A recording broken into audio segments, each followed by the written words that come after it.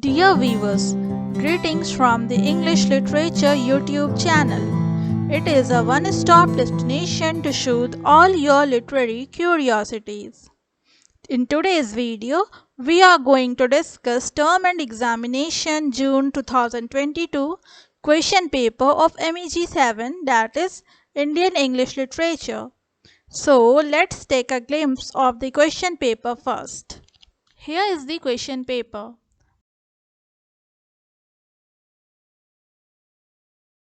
Let's come to the question number 1. Explain with reference to the context any four of the following passages in about 150 words each. So here we have a question number A. Those hands are cold, but if thy notes divine may be my mortal wakened once again. Harp of my country, let me strike the strain. The given paragraph is taken from the poem The Harp of India, written by Henry Louis Vivan Desrosiers. The Harp of India is a sonnet. The subject of the poem is India. Through these lines, the poet invokes the musicians of the past whose worthier hands once had played many sweet melodies on the harp. The speaker wonders if those notes can be revived once again. If they can be, he wishes to be the one to do so. Here, the harp is a symbol. The reference is not only to the poetic traditions of India but also to the enterprise of an entire civilization. The poem shows the sense of lost glory and the consciousness of debilitating cultural decline. The cold hands of the dead poets suggest the gloomy condition of the country at present. Yet the poet is not entirely without hope. He is saying that if the divine notes of the harp can be revived once again, he wishes to strike the first note.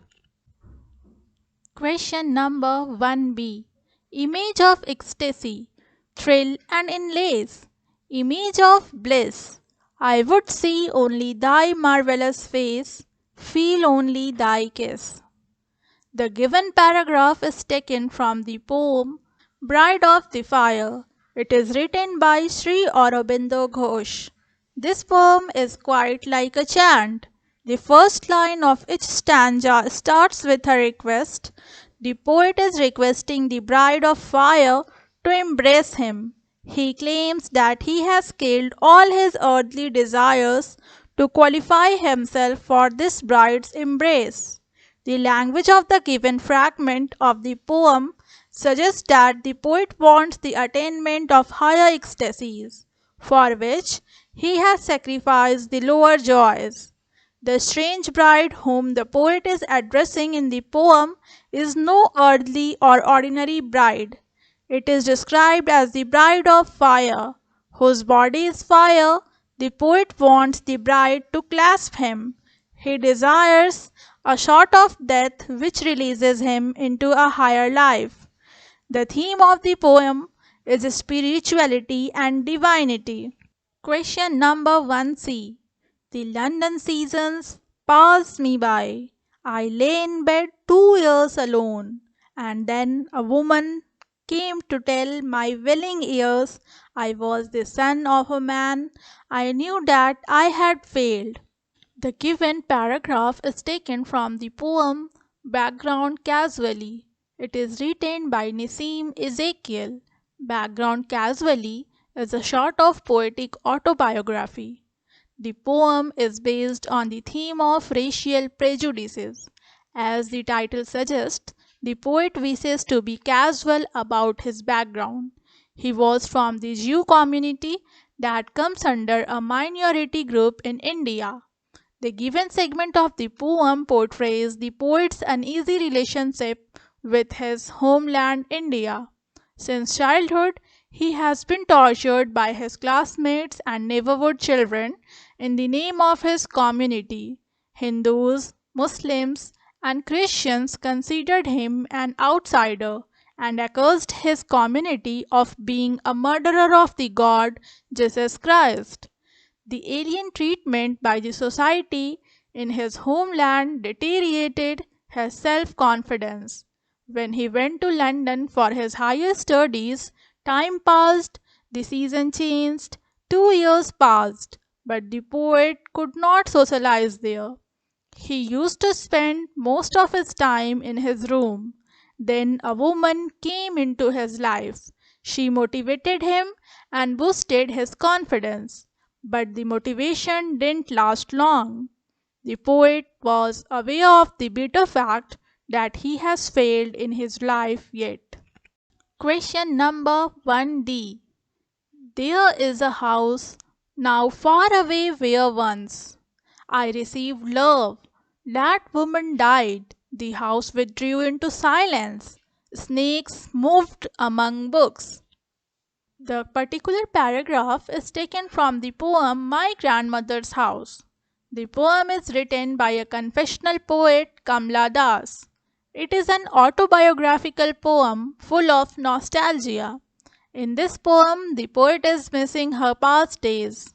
Now she is married and lives with her husband in his house.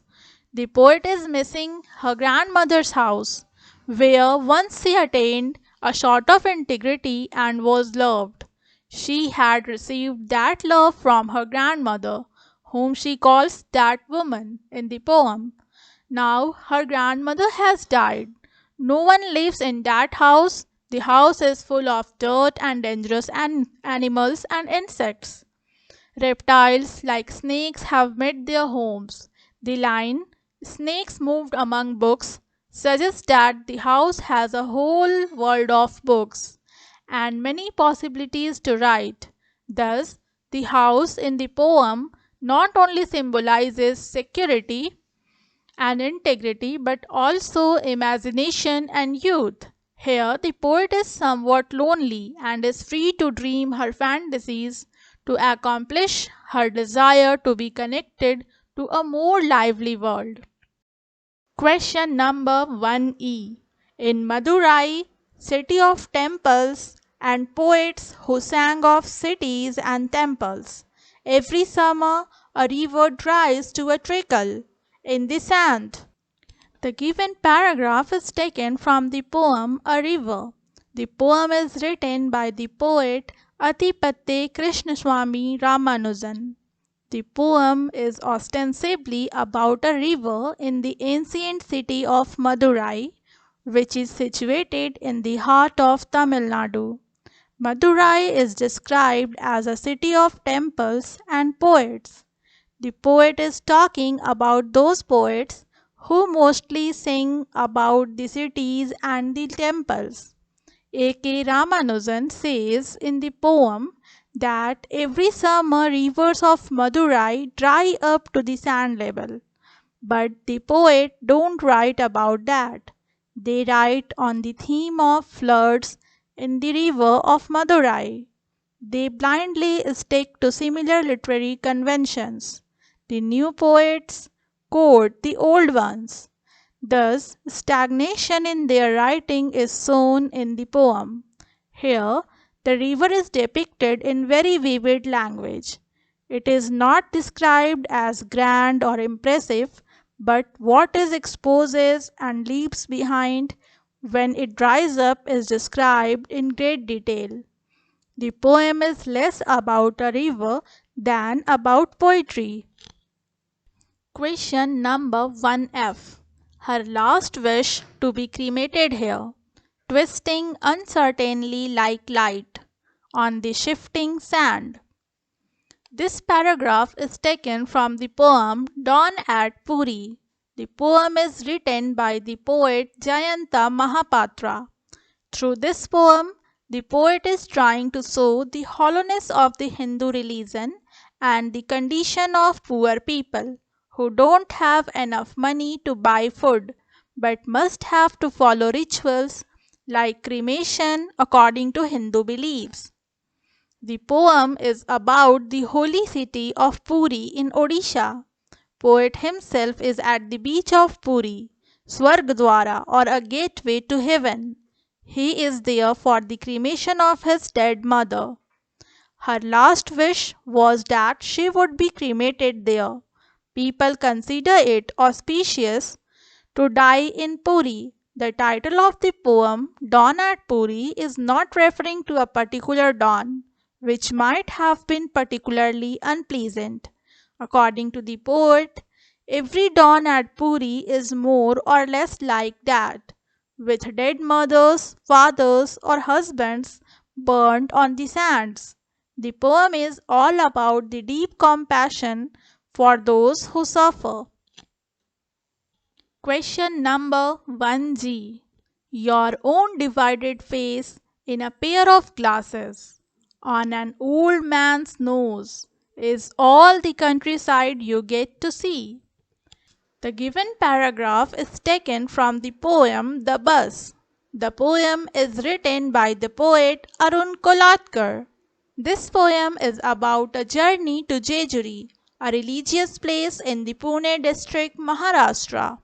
Arun Kolatkar described the journey so consciously and carefully that he is approaching a new planet. The poem has 8 stanzas followed by a single line of conclusion. The whole poem is full of visual metaphors. The speaker is on a city bus and wants to see the countryside from the windows. But due to rain, the windows are buttoned down with tarpaulin flaps. All that can be seen in the countryside is the speaker's own divided face in an old man's glasses. This seeing of oneself instead of the object is significant in the poem. It says that you can only see what you are, that is, what you allow yourself to see or what you are allowed by your own limitations to see. This is all for the first part of this video. We'll discuss remaining questions in upcoming parts. So stay tuned with us. Thanks for watching.